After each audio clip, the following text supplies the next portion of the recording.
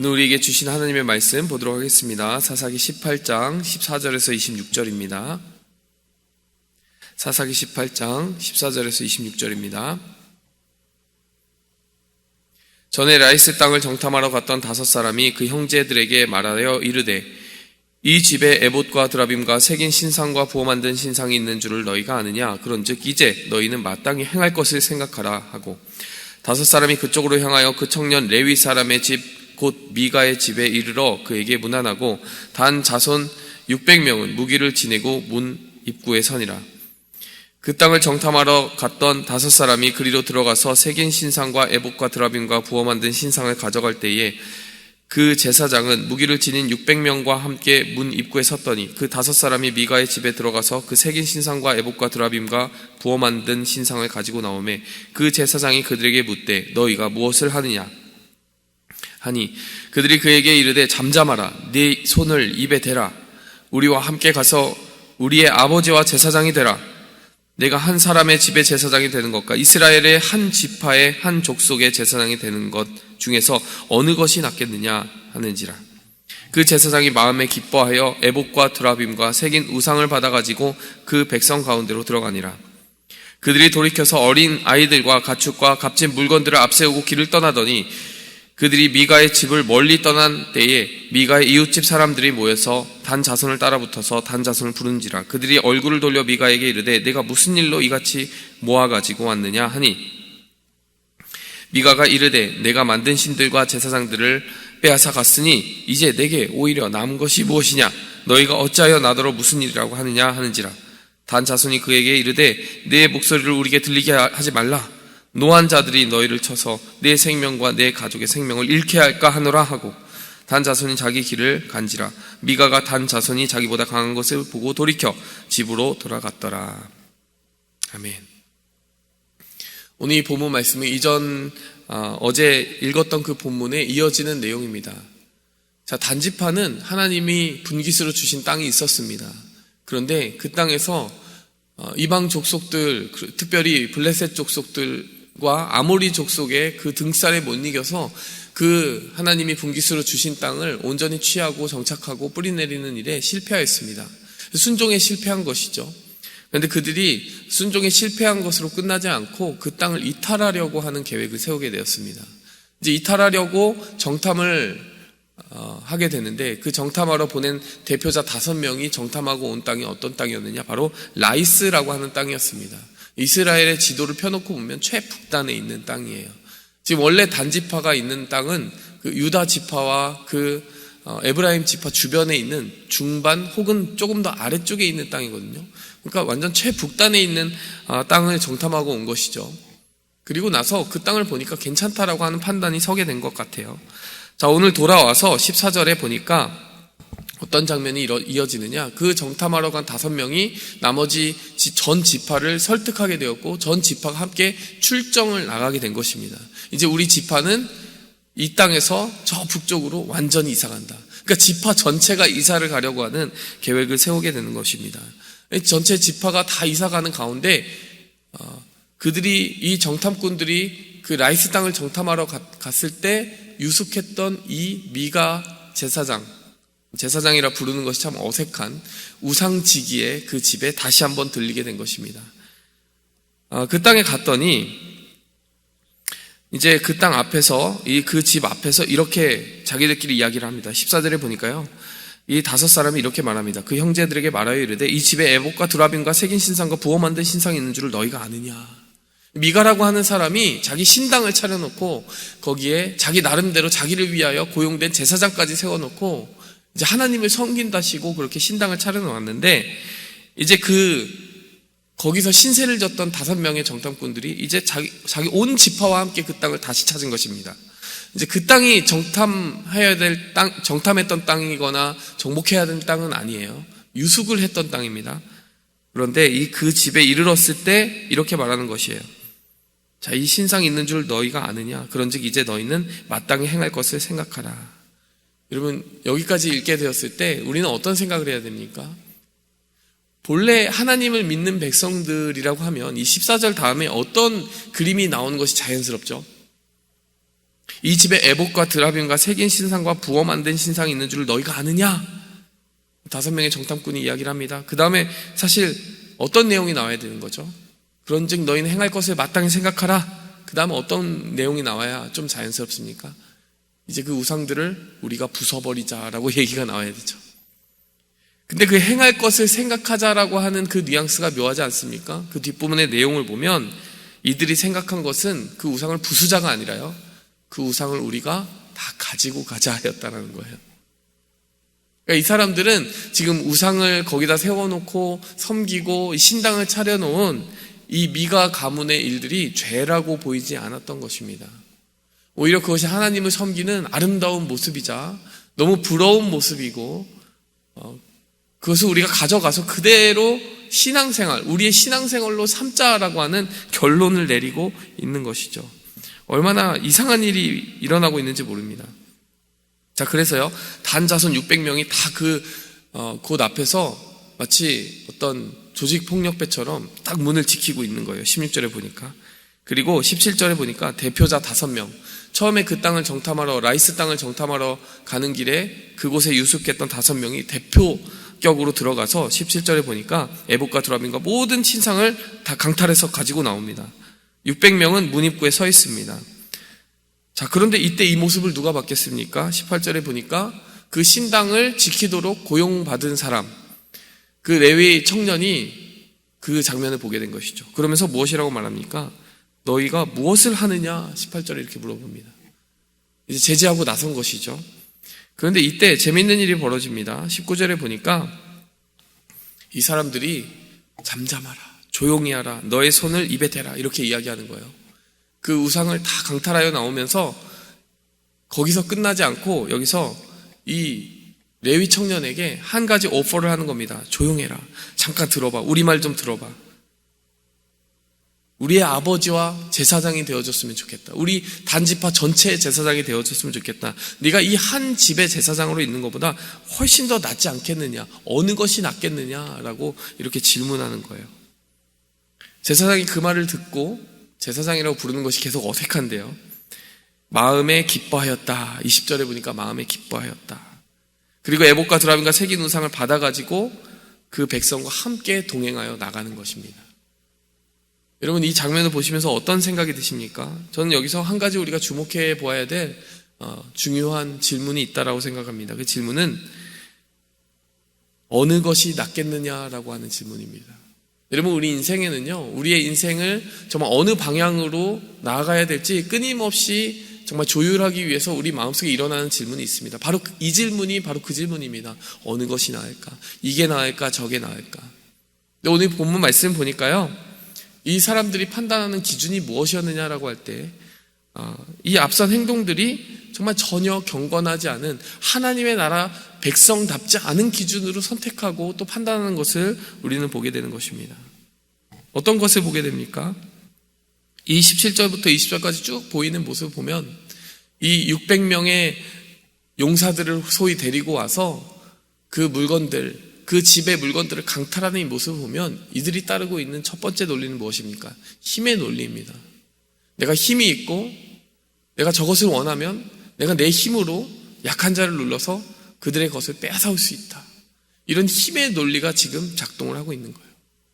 내가 할 수 있는 것이 있으면 그것이 하나님의 보시기에 합법적인 것이냐 불법적인 것이냐라고 하는 것을 분별하려는 데 에너지를 쓰지 않고 그저 내 욕망이 흐르는 곳, 내가 할 수 있다라고 생각하는 것이 다 가능한 것이고 허락된 것이라고 판단 내려버리는 그러한 치명적인 오류를 가지고 이 단지파는 움직이고 있었다는 것입니다.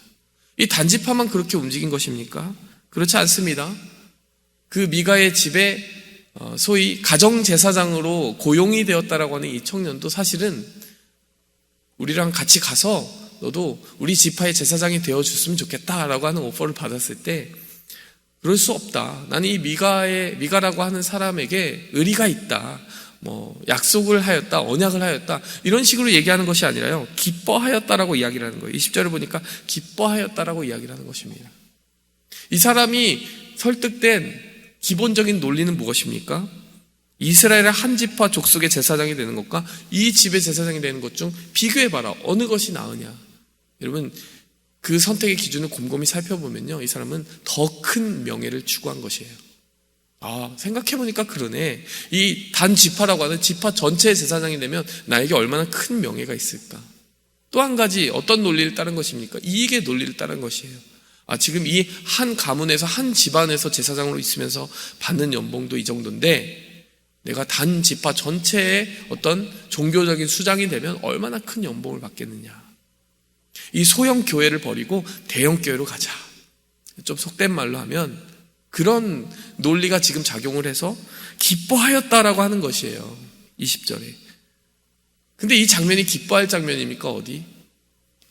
평화롭게 살고 있는, 물론 우상 숭배를 하면서 하나님이 전혀 보시기에 기뻐할 수 없는 일들이 벌어지고 있는 그 집이긴 했지만 한 집안에 있는 물건들을 강탈하고 지금 도적질하는 그 장면 속에서 그 모든 장면이 하나님의 율법이 깨지는 장면이 보이는 것이 아니라 이 사람은 자기가 얻을 이익을 보면서 이 사람들 따라가면은 내가 잘 될 수 있겠구나, 이걸 보면서 기뻐하고 있다는 것이죠. 하나님의 율법을 제대로 섬기는 제사장이라면 어떻게 이런 일이 일어날 수 있는가 가슴을 치면서 정말 한탄하고 옷을 찢으며 그렇게 부르짖어야 되는, 회개해야 되는, 회개를 촉구해야 되는 그 장면에서 이 사람은 앞장서서 기뻐하고 있다라고 하는 것이죠. 여러분, 우리가 다시 한번 질문을 던져보기 원합니다. 무엇이 낫겠느냐?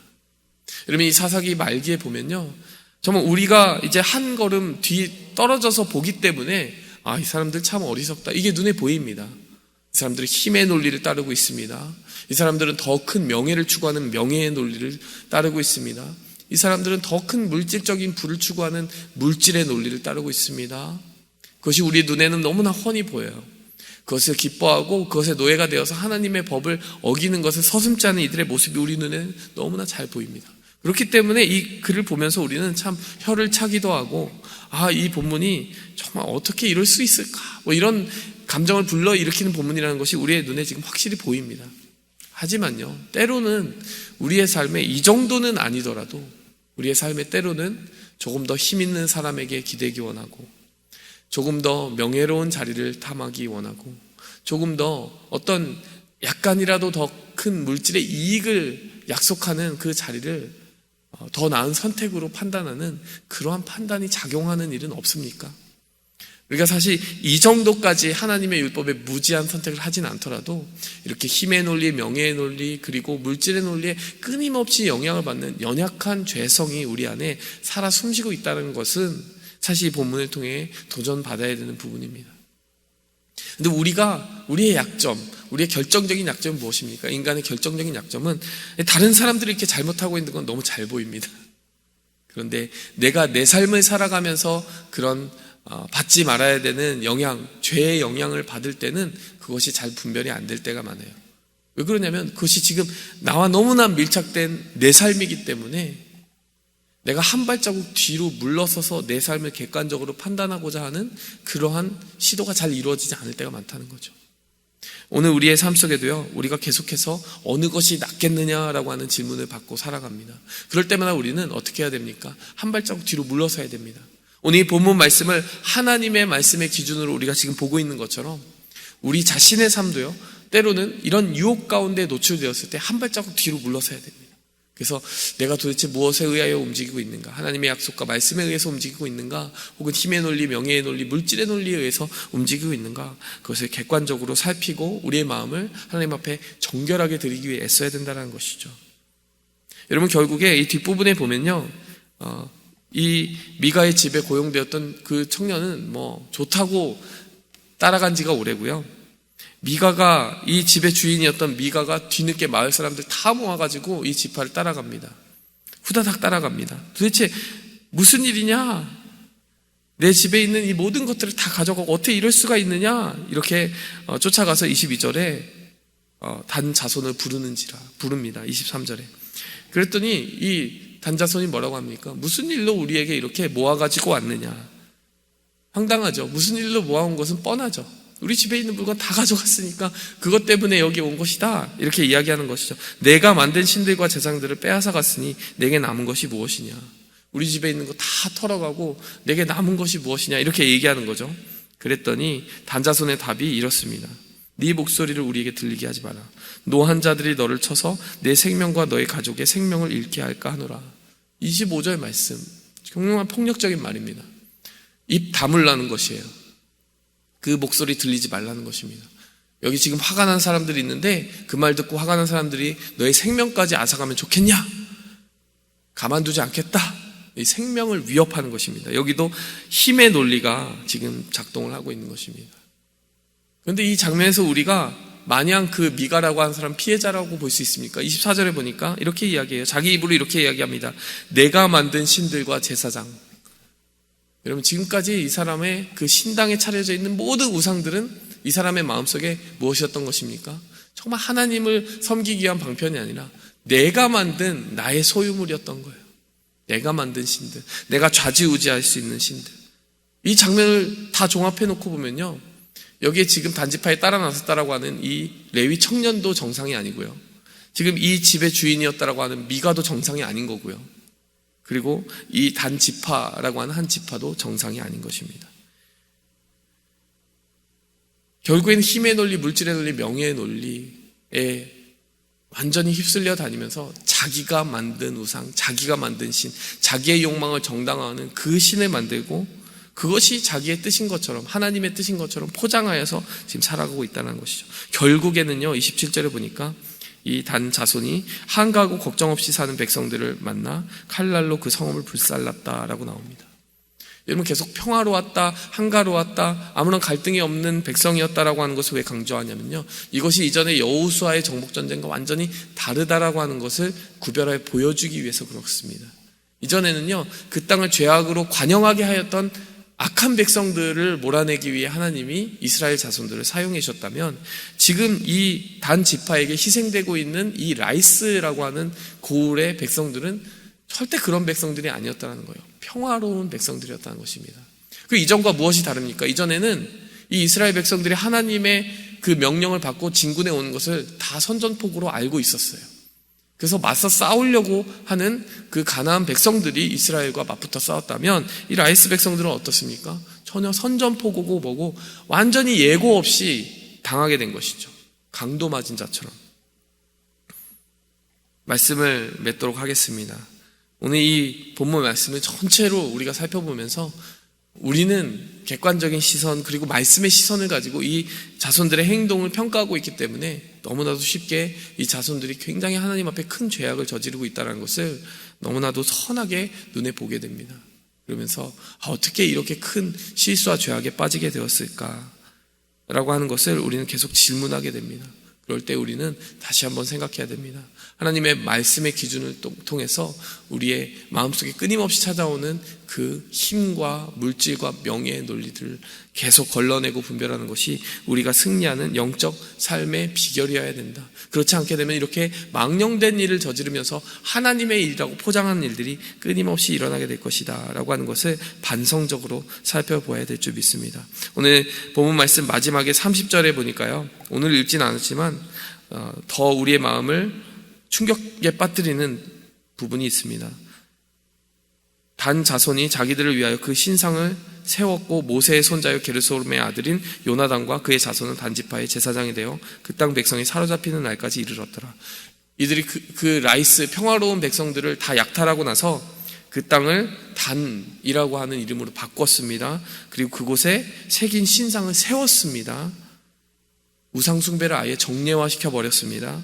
그런데 그들이 거기까지 데리고 간 레위 청년의 정체가 여기에 드러납니다. 모세의 손자요 게르솜의 아들인 요나단이다. 너무나 충격적이게도 그 우상 숭배에 좋다고 따라 나섰던 레위 청년의 이름은 바로 요나단이었는데 모세의 손자였다는 것입니다. 게르솜의 아들이었다는 것이에요.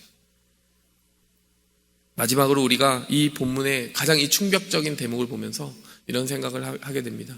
그 하나님의 율법을 받은 그 모세, 근데 그 모세의 손자가 이 모습이 되어 있는 것을 보면서 하나님의 법을 얼마나 빠르게 우리가 잊을 수 있는가, 그것을 생각하고요, 또 다음 세대에 이 하나님의 말씀을 전달하고 전수한다는 것이 얼마나 중요한 일인가.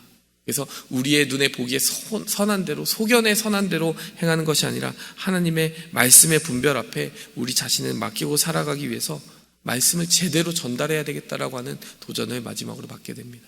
자, 이러한 기준들, 이러한 부르심을 우리의 마음속에 생기면서요, 오늘 하루도 우리가 말씀의 전달자로 살아가기 원하고 우리의 욕망을 하나님의 말씀에 잘 통제하고 길들이는 그런 선택의 삶을 살아가기 원합니다. 무엇이 좋겠느냐? 여러분, 좋은 쪽은 하나님의 말씀입니다. 하나님 앞에 우리가 살아가기 원하며 기도하겠습니다.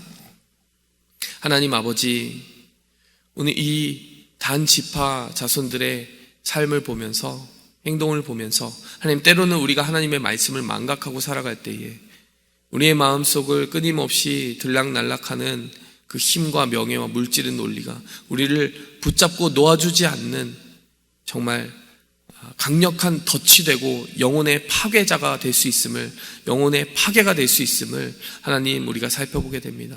하나님, 우리가 정말 하나님의 말씀을 따라 분별하게 도와주시고, 하나님, 그 말씀을 잊지 않고 망각하지 않기 위해 오늘 하루도 깨어있게 도와주시옵소서. 예수 그리스도의 이름으로 기도하였습니다. 아멘. 하늘에 계신 우리 아버지여, 이름이 거룩히 여김을 받으시오며 나라의 임하옵시며 뜻이 하늘에서 이룬 것 같이 땅에서도 이루어지이다. 오늘날 우리에게 일용할 양식을 주옵시고 우리가 우리에게 죄진 자를 사하여 준 것 같이 우리 죄를 사하여 주옵시고 우리를 시험에 들게 하지 마옵시고 다만 악에서 구하옵소서. 대개 나라와 권세와 영광이 아버지께 영원히 쌓옵나이다. 아멘.